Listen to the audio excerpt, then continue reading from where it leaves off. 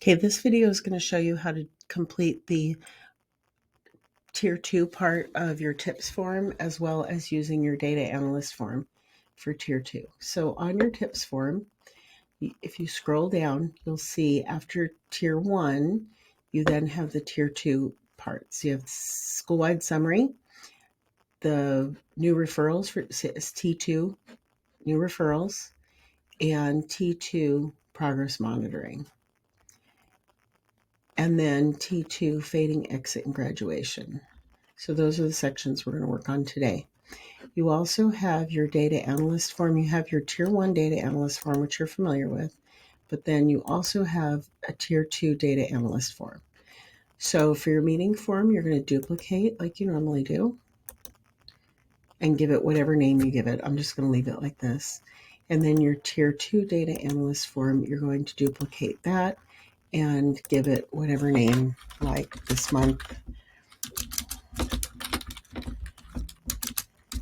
January, Tier 2, data analyst. You can do your own naming convention. Okay, your data analyst form has writing down here in the bottom part of it. I'm going to eventually delete that, but just ignore it. Don't worry about that part. It's more information than what you need to worry about. Okay, so now what we're going to do is we're going to look at our SECO data for 1 month's worth of data. Now the sample data that I'm using, they only took a week for Christmas, so I'm going to go back 4 weeks, but the dates will be different than ours because I'm using fake data, and it just gives way too much data if I do it by our dates. So you'll notice this graph down here. This is called a whisker graph, and I'm going to show you how to read it, and then I'm going to change the dates for us to do our data. Okay, so this number up here at the top, these are the students participating in the data that day. So there's 42, there's 38, 39, 40, 37. This is the highest score of the 42 students. This is the lowest score. And this little tick mark in here is the mean score. So you kind of want to look at your data and see if it's kind of on an upward slant, if it's on a downward slant, or if it's kind of hanging there in the middle. And if you look from here to here, it is going upward. You still will have fluctuations, but it looks like for the most part, it's on an upward scale. So that's a good thing. All right, so we're going to put our dates in. So I'm going to do it from yesterday because all the data wouldn't be in for today. And then I'm going to go back 4 weeks from yesterday's date. So 1, 2, let's see, 3. I'm going to go back a week over Christmas. There's 4. So I'm going to go Tuesday, December 19th to January 23rd. So I'm going to record that on my Tier 2 form, 12/19 to 1/23. And I'm going to generate. Okay, so there's my data. And it says possible data days. So the number of days of data is 1, 2, 3, 4, 5, 6, 7, 8, 9, 10, 11, 12, 13, 14, 15, 16, 17, 18, 19, 20. It should land to be around 20. If you have a 3-day weekend in there, it would be 19, but it should be about 20 days. The range of students in SECO, we're going to look at this top number. We've got 29. Seems to be the lowest number. It is. So we're going to put 29, 2, and then what's the highest number? There's 45. So 29 to 45 students. Now for this list here, I'm just going to look for students whose data I'm concerned about. We're not doing all of them. In the training, they wanted us to do all of them, but that's a lot of students to put in there. So we're not going to do that. Okay, so here's how you do the drill downs. If you go up here to SECO reports, it's also here as well. I like using this one, but you can use either one. View reports. This is already your school-wide report. You can see their school-wide report. So let's look at average daily points by student. and I can click on it and make it larger. Actually, if I make this full screen, it'll be easier to see. Oops, let's try again. Still didn't make it quite as big as I had hoped. All right, is there a way to, oh, I can resize it. Look, see, you learn something every day. Just try. There we go. Okay. Nope, that didn't go the way I wanted. Let's go this way. I'm trying to get space between the names. Nope, still didn't work. Okay. So these are all of our students and their average daily points. And so what we want to look at is we want to look for students who have more than 10 days and are close to or over 80%. And then separately, we look at students with less than 10 days in and see where they're at. And we may have some students that we're concerned about, so we will be looking more closely at those. So let's take a look at, first of all, we need to go back to our tips form because we need to fill in that summary. So percentage of students receiving Tier 2 supports. So we're going to count these students here. I'm not going to sit here and count every student. Let's just say it's 30. So if I have 800 students in my school, I'm going to do 30 divided by 800. So that's 3.75. So I'll round it up to 4%. So I have, and I'm also, but you know what else? I'm going to also include my small group counseling. So let's say I have 3 groups going with 5 students each. That's another 15. So let's say 45. 45 divided by 800. So that's 6% of my student body. Okay, how many students are just starting? So I want to look at this graph and I want to count the students that have less than 10 days. So 1, 2, 3, 4, 5, 6. I'm not going to bore you with all the counting. Let's just say it's 12 students. Okay, and then how many students are meeting their goal? So those are how many students that have more than 10 days that are above 80%.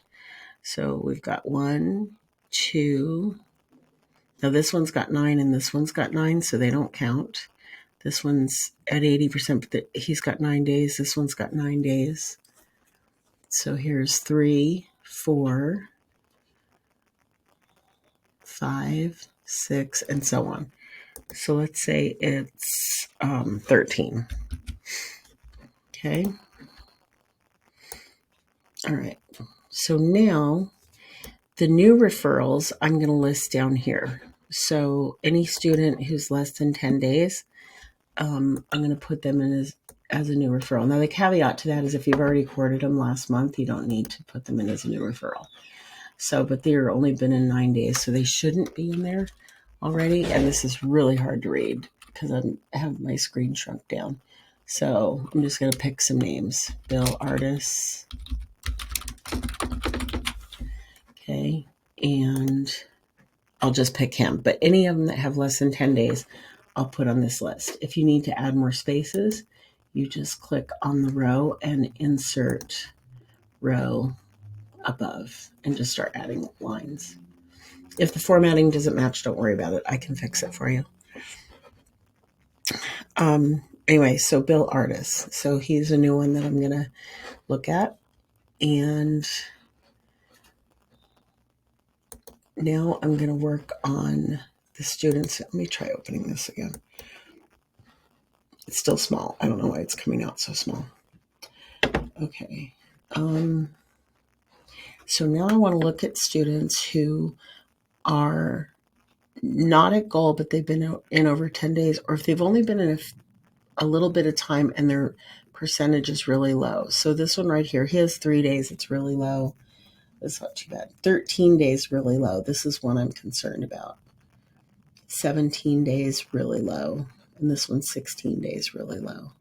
So this guy here, this 3-day guy, I could look at him, but we could give him just like some more time to figure it out and to show some improvement. So This one's been in 3 days and is pretty high up, so I'm not going to worry too much about them. So let me come down here to progress monitoring. So I'm going to look at some of those lower students, not the number 3 guy here. Number 13 looks like Laura Felton. Let me go over to my data analyst page. Oh. Okay, we didn't do the date range. So the date range on this starts with December 27th to January 24th. 12. Oh, no, I did it. Sorry, I was on the wrong page. Thought I did it. Okay, so Laura Felton. She's one I'm concerned about. And I'm just going to pick one more, but you'll have any of them that are more than 10 days that haven't achieved their goals yet. Let's see. Let's pick this one, Winston Weller, because I can see him. I can't see the other names. Okay, Winston Weller. So now I want to get more information because I need how many days of data they have and so on. So let me spread this out. Now this is when our next reports come in. So we did average daily points. We did school-wide and average daily points. Now we can do student count. Now if you notice, these graphs stay right here. And also most of the graphs have a data table. This one, the data table is at the bottom. And this one, the data table is on a different tab. So just be aware of that.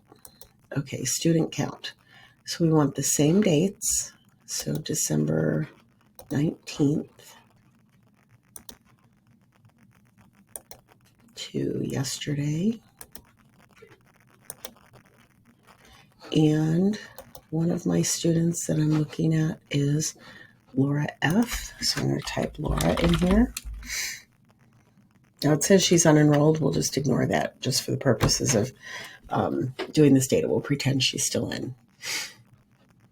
Let me get this out of the way. Okay, so I'm going to generate. Okay. So she actually was doing really well before she got enrolled. Number of days with data that she has. She's got, actually, let's look back here. It'll tell you down here, Laura Felton. I can't see her. It's too smushed. Was she 9? Oh, she was 9. She was 14. It's hard to read. Okay, let's just give her this other guy's thing. Okay, and so what is her goal? Her goal is, it tells you right here, this goal line will change when you change the student name. So her goal line is 80%.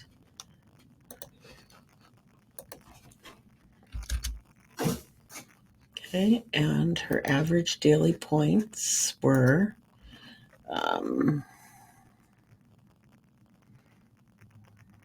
where was she?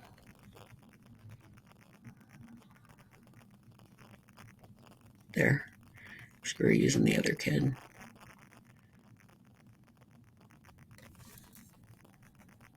Where'd she go? Her average daily points were like 30. Let's look down here. Yeah, we're using the kid next to her, so 60%. I could just change the name, but that's not important right now. Okay, her average daily points are 60%. Now, let's look at her most successful period of the day. So we're going to go back up here to SECO reports, and we're going to go to student period. Again, we're going to change the date to December 19th and to yesterday. And we have Laura Felton. We'll show values on the graph because that's always helpful. Okay, her most successful period. Now I picked the wrong name, so we'll just pretend she's not doing well. So her most successful period is period 5. Her least successful is period 1. So most successful period is 5. Her least successful is 1. Okay, so then we're going to do one more report, which is the single period report. And we said that her least successful period was period 1. We have to change the dates again. I know it's a nuisance, but it's how they built it. To yesterday. The student is Laura. Oops. And her least successful period is period 1. So we're going to generate. And if we look over here, we can see now she's been achieving her goals, but she wasn't before. So if she was still at this place, we might consider lowering her goal. We could see what we may want to talk to the teacher about why she's struggling. She's not a new referral, so we're going to click no. And then let's put adjust goal, because that might be something we recommend to the team. All right, let's look at another one. Hopefully I picked a student this time that's actually underperforming, because I don't know why the graph's all wacky. Okay, so what we're going to do is we're going to use the same graphs we used before, so we don't have to put in the date every time. So we're looking for Winston Weller. He's the guy on the end here. He has 16 days in, and he's got a really low percentage. So we are going to use our student count, and we're going to put in Winston Weller. Oops.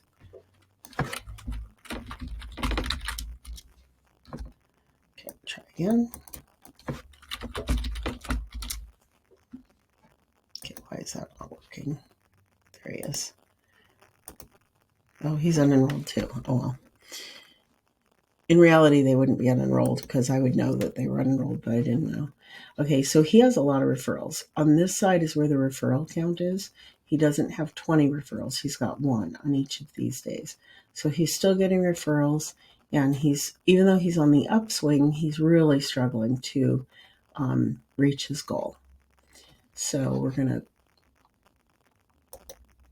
put it. Oh, his days with data were 16 days. And his goal is 80%. Okay, his average daily points, if we go down to the data table and look, Winston Weller, 45% of his points he's achieving on average. Okay, so let's look at his period report.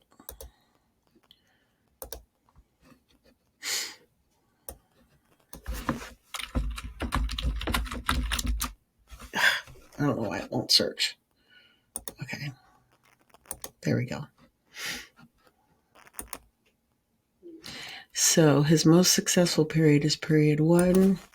His least successful is period 6. Looks like he runs out of gas by the end of the day. So he might need an extra check-in time with his mentor, something like that to keep him from tanking at the end of the day. We might not have a suggestion for him, and that's fine. You don't have to. Might want to adjust his goal too. Give him something that's more achievable to kind of help him to feel some success.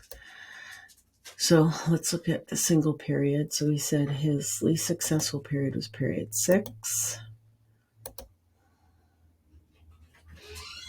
Oops, we're still looking at Laura. It's like, wow, how's he doing so well? Winston Weller. Here we go. Generate. Okay, so that's his period 6 behavior. It's really erratic. So let's look at the period that he has the most success with. Let's look at period 1. Okay, because that's all she had. She just used. It's less erratic. So we might want to look at these referrals too and see when what he's getting them for too. That might give us some clues too. So adjust goal period 6 erratic. Just make kind of little notes there. Okay, we're also going to snip these graphs and put them into our, and I would have done that on the other student before I changed the data to Winston. So I'm going to go back to my meeting information. Now, this will be any students in progress monitoring. For now, I'm just picking these 2 students. So we have Laura Felton and Winston Waller. I'll put in this information, and then we can talk at the meeting about how the implementation went. Was it partially implemented? Was it completely implemented? Was it stopped? What happened? How effective was it? This is all meeting stuff. Did it get worse? No change, not a goal, goal met. Next steps. So probably continue the intervention would be a good idea. Who and by when. And then down here, you might want to document that you're going to adjust the student's goal to a lower one. Or for like Winston, your documentation might say that he, that you're going to look into why his behavior is so erratic in that last period. This is where the data would go. I would snip these charts here for each student so that you have that to refer to, so you're not trying to dig it up during the meeting. Okay, so students who we may be considering graduating. So we'll go back to our average daily points, and we're going to look for those students who have had a lot of days and are successful. So we've got student number 3 here, Allie Pierce. So we would put her in here.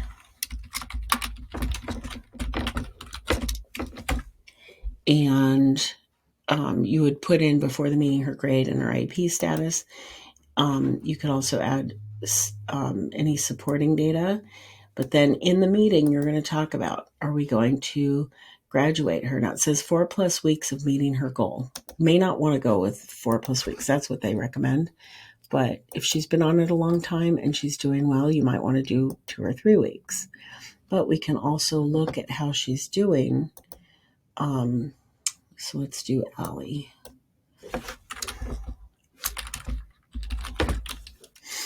There she is. Oh, I spelled her last name wrong. Now her goal line is at 70%. She's not even to 80 yet. So it may be to continue her goal for a while, put it at 80. But look, she's hitting over 80 like every time, just about.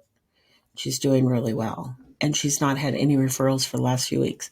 So she's had 1, 2, 3 weeks of good data, but she's still getting referrals. So you might want to say that she needs 2 more weeks before she'll be considered for graduation, or before you start fading her even. You might not want to fade her yet, because here she had 2 referrals, and then she had 1 each day for 2 days. So anyway, those are team decisions that are made. Oops. So then I would record any students down here that we're considering for graduation, any students that we feel like they need to exit. Like Winston Waller is really struggling. Maybe he's got a mismatch. Maybe he needs breaks or better, or just group counseling. Then we would consider him for exit. One of the strategies you can use if you think that he needs group counseling in addition to SECO, you can add that into your data. So you could say next steps, continue intervention, but then down here you would say put in, study skills, small group, whatever the small group would be that applies to him. So you'd have to put his name so we know who you mean, because you're going to have several students down here. So we can say Winston, like that. So in addition to SECO, he's also going to get small group counseling. That's totally okay to do. So now we have done our summary. We have our students that are new referrals, our students that were progress monitoring, and our fading exit and graduation students. And that is how you do that. And this is what you record. Oops, wrong tab. This is how you record on the data analyst form.